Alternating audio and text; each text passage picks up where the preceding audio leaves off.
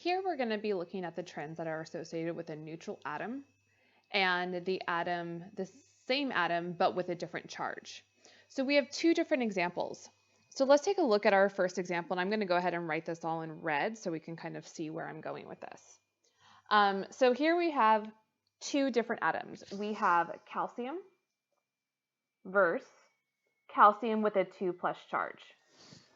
Now, if we look at this, what we see is that, whoops, I forgot my A, is that we see that they both have, since they're both calcium, they have the same number of protons.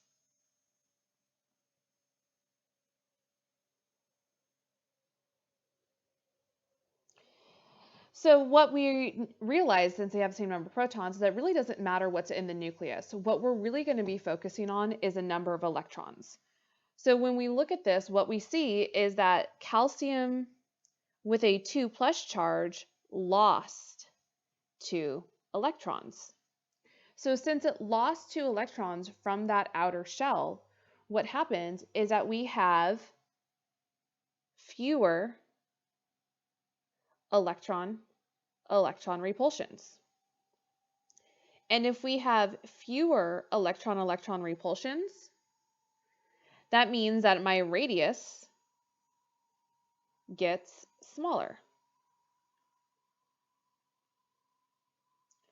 So that what that tells us is that the calcium with a 2+ charge actually has a smaller radius, which means that the larger radius is calcium because it has more electrons.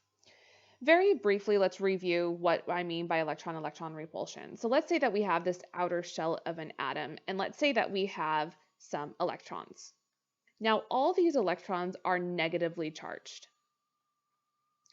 And because they are the same charge, what's going to happen is that they are going to repel each other, and they're going to push each other away. Whoops, let's draw that the other way. So they're going to push each other away.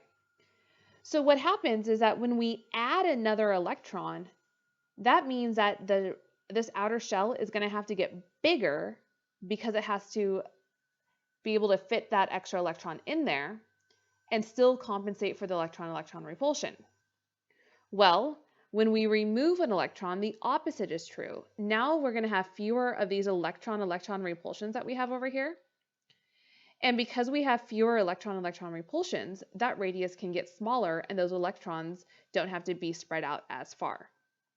So when we talk about ions, what we're going to be focusing on is the amount of repulsions, which has to do with the number of electrons. So let's go ahead and take a look at the next one. So here we have fluorine versus fluorine with a 1- charge.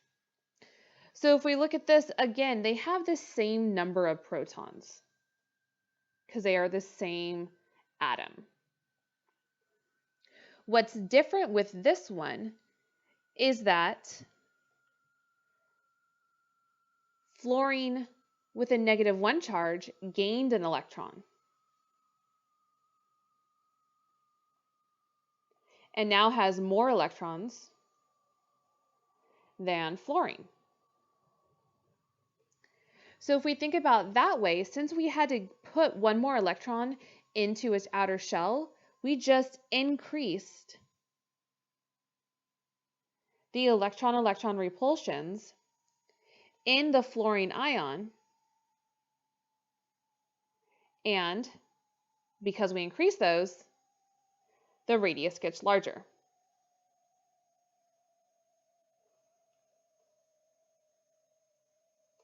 So therefore, fluorine with a -1 charge has a larger radius.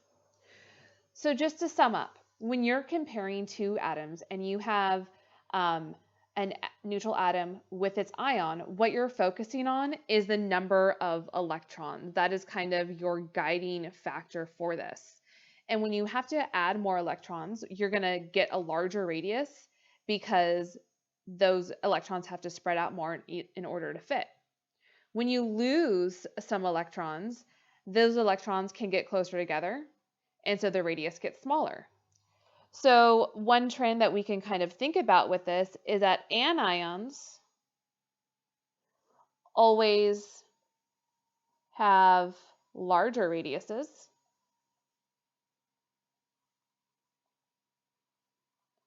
because they gained electrons. They gained electrons. While on the other hand, cations always have a smaller radius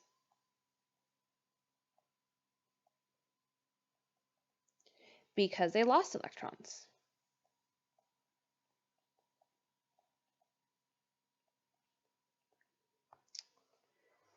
So a couple good rules of thumb when you're dealing with comparing neutral atoms to their ions.